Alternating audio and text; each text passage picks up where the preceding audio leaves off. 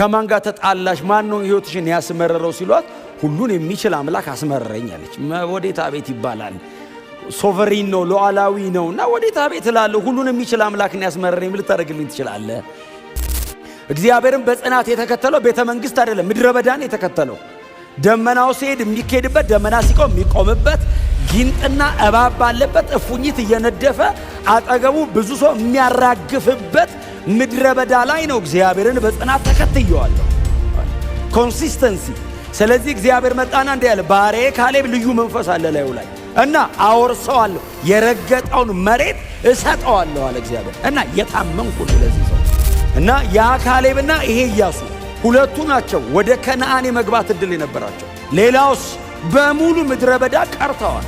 ዛሬ የሚወርሰው ትውልድ በሙሉ ከግብፅ ሲወጣ ከ19 ዓመት በታች የሆነና ምድረ በዳ የተወለደ ነው በሙሉ። የዛሬ 40 ዓመት ገደማ የተከናወነ ታሪክ ነው። ለአንዳንዶቹ ብለርድ እያደረገ ነው። ባህር ተከፍሎ ነበር በልጅነት ትዝ ይልሃል ስትለው ይመስለኛል ይላል። ከ19 ዓመት በታች ነው። ምናልባት የ10 ዓመት ልጅ ሊሆን ይችላል። ዛሬ 50 ዓመቱ ነው። በ10 ዓመት ትዝ ይልሃል ስትወጣ አያስታውስም። ሙሴ ሲሞት እስራኤል ሐዘን መቀመጧ ብቻ አይደለም፣ ኢያሱም ሐዘን ይቀመጣል። ከሙሴ ቀጥሎ ማገልገል ሲቃይ ነው። ኦልሬዲ ሙሴ ያስቀመጠው ስታንዳርድ አለ። ወይ የሙሴ አይነት መሆን አለብህ ወይ መብለጥ አለብህ።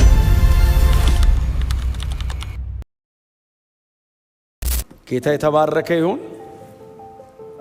የእግዚአብሔር ባሪያ ሙሴ ከሞተ በኋላ ይህንን አገልግሎት ወይንም ይህንን ሕዝብ ይዞ ወደ ከነዓን መግባትን እግዚአብሔር በእጁ የሰጠው ለዚህ በጣም ታላቅ ለሆነው ኢያሱ ለተባለው የእስራኤል መሪ ነው። እና እግዚአብሔር እንግዲህ እንደምታውቁት መተካካት ነበረ፣ በእግዚአብሔር መንግሥት ላይ መተካካት ነበረ። አንደኛው ሲያረጅ ወይንም አንደኛው ሪታየር ሲያረግ ወይንም ደግሞ ልክ እንደዚህ ደግሞ አንደኛው ሲያንቀላፋ የሚቀጥለውን ሰው እግዚአብሔር ከሕዝብ መካከል ያነሳል፣ ይመርጣል። አንዳንዴ ደግሞ እያለም በላዩ ላይ ይቀባል።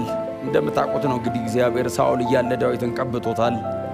እስኪሞት አልጠበቀውም፣ እስኪያረጅ አልጠበቀውም፣ እስኪደክም አልጠበቀውም።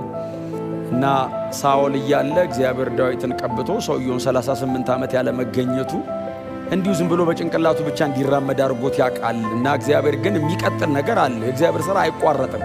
የሚተካካ ሰው የሚተካካ ነገር ካለ የእግዚአብሔር ሥራ አይቋረጥም ማለት ነው። እግዚአብሔር ዓላማው ላይ እግዚአብሔር የጀመረው ነገር ላይ በጣም ጨካኝ ነው። እግዚአብሔር በእናንተ ሕይወት ላይ የሆነ ጉዳይ ከጀመረ በእውነት በጣም ብዙ ነገር ያስጥላችኋል። በጣም ብዙ ነገር ከእጃችሁ ላይ ዞር ሊያደርግ ይችላል። በጣም የምትወዷቸውን ነገሮች ከእጃችሁ ላይ ሊነጥቃችሁ ይችላል። ዞር ሊያደርግባችሁ ይችላል። ብቻ ዓላማው በእናንተ ሕይወት ላይ ካለ አንዳንዴ በእናንተ ሕይወት ላይ ያልጸለያችሁበት ነገር ሊመጣ ይችላል። ያላሰባችሁት ነገር ሊመጣ ይችላል። እኔ እዚህ ድረስ መች ጸለይኩ መች ለመንኩ እዚህ ድረስ እግዚአብሔር ሆይ ልትሉ ትችላላችሁ። እኔ ብዙ ጊዜ አነሳታለሁ።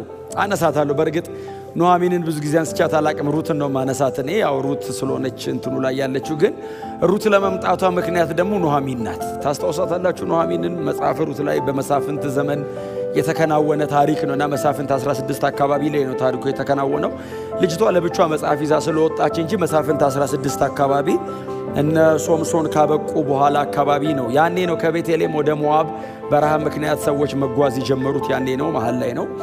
እና ሩትን ይዞ ለመምጣት እግዚአብሔር ኑኃሚን የከፈለችውን ዋጋ መቼስ እንደው በእውነት እንደው መጽሐፉ ላይ ስለሆነ ብቻ እንደው አንብበን እንጽናናለን እንጂ መቼስ ኑኃሚን የከፈለችው ዋጋ እንዲህ ነው የሚባል አይደለም አይደል? በዛ ምድር ሄደች፣ ብዙ ነገር ይዛ ሄዳ ባዶ እጇን ነው አይደል የተመለሰችው።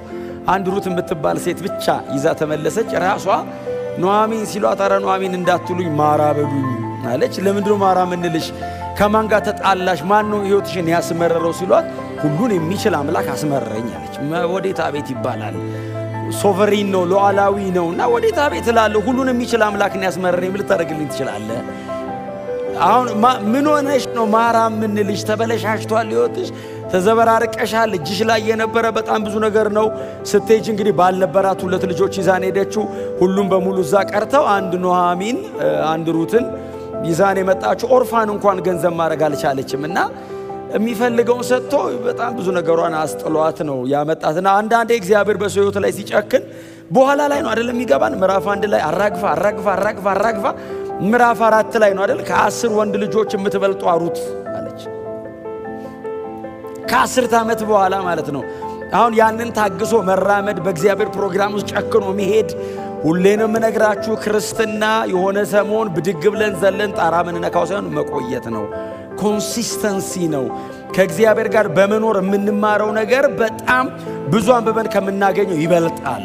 እና እንደዚህ መጽሐፍ ላይ ያሉ ሰዎች በጣም ብዙዎቹ ረጅም መንገድ ወክ አድርገው ከእግዚአብሔር ጋር አብረው ኖረው እግዚአብሔር ማን እንደሆነ በሕይወታቸው ላይ ነው አግኝቶ ዲፋይን ያደረጉት እግዚአብሔር ማለት ያሉትና ከነዛ ባለ ታሪኮች መካከል አንደኛው ዛሬ ይኸው እዚህ ያነበብነው ኢያሱ የሚባለው አውሴ ኢያሱ ይባላል። አውሴም ኢያሱም የራሱ ስም ነው።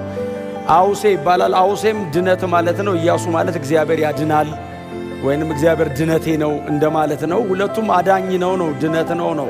እና ይህንን ብላቴና እግዚአብሔር በሙሴ ምትክ እንዲሆን ከተመረጡት ከ12ቱ ነገድ አንዳንድ ሰዎች መካከል እግዚአብሔር አይኑን በዚህ ብላቴና ላይ ጣለበት።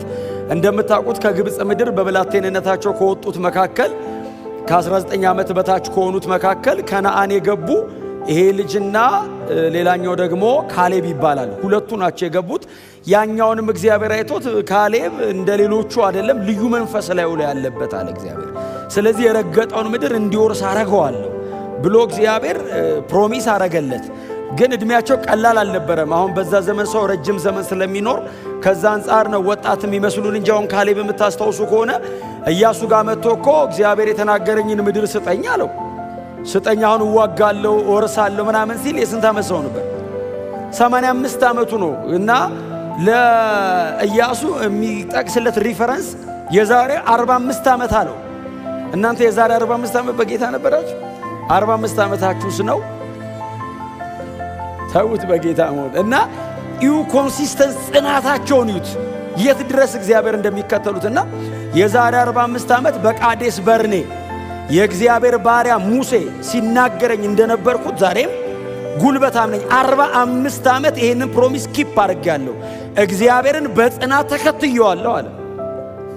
እግዚአብሔርን በጽናት የተከተለው ቤተ መንግሥት አይደለም፣ ምድረ በዳን የተከተለው።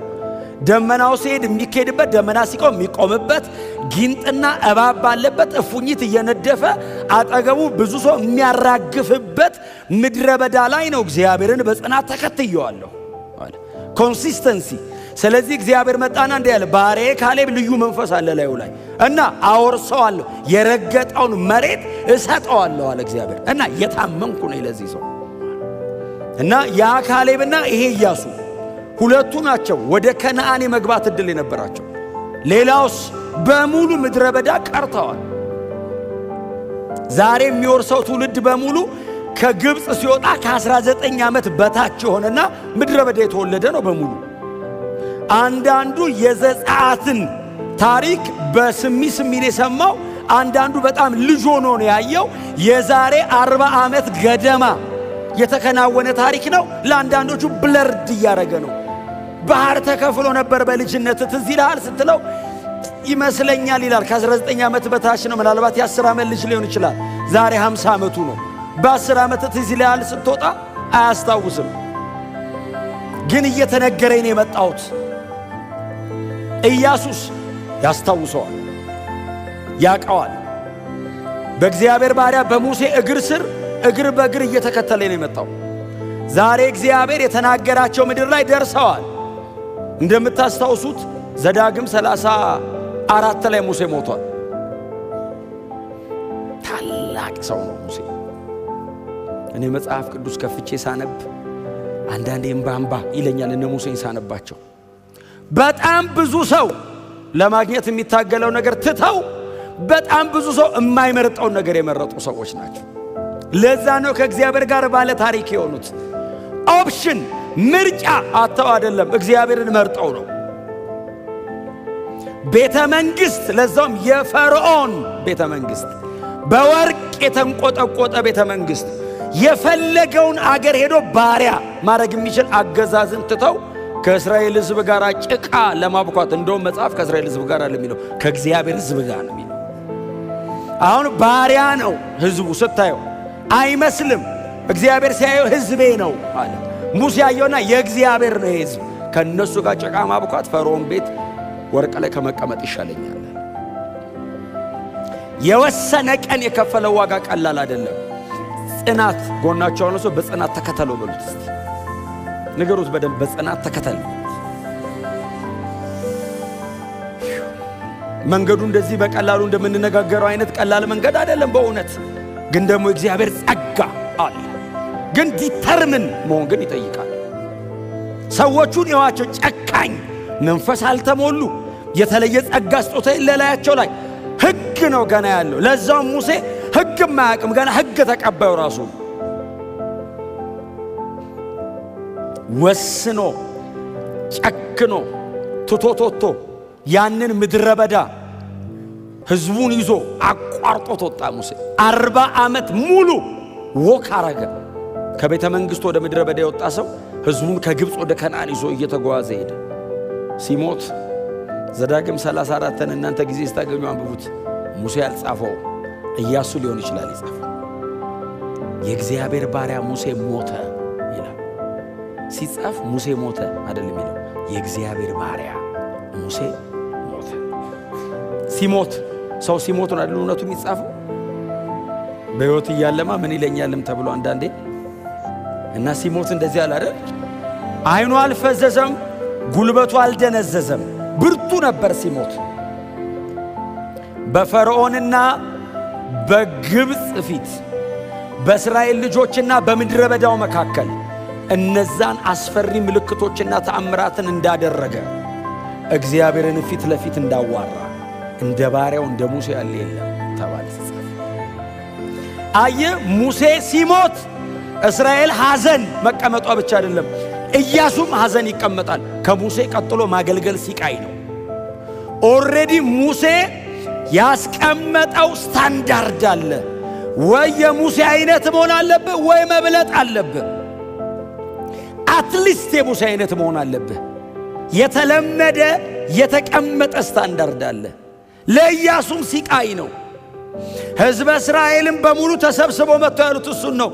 ችግር የለውም አሉት፣ እንገዛልሃለን። ግን ከባሪያው ከሙሴ ጋር የነበረ እግዚአብሔር ብቻ ካንተ ጋር ይኑር። በቂ ኤክስፔሪየንስ አለ። 40 ዓመት ተከተለዋል ሙሴን እግር በእግር። በጣም ብዙ ነገሮችን ሙሴ ሳይ አብረኸው አይተሃል። በሙሴ መጠን ባታይም አንተ ተራራ ግርጌ ቁጭ ብለ እሱ ተራራ አናት ላይ ተቀምጦ የሆነ ብለርድ ቢያረግብም ብዥ ቢልብም አይተሃል። ይሄ ኤክስፔሪየንስ ችግር የለብህም።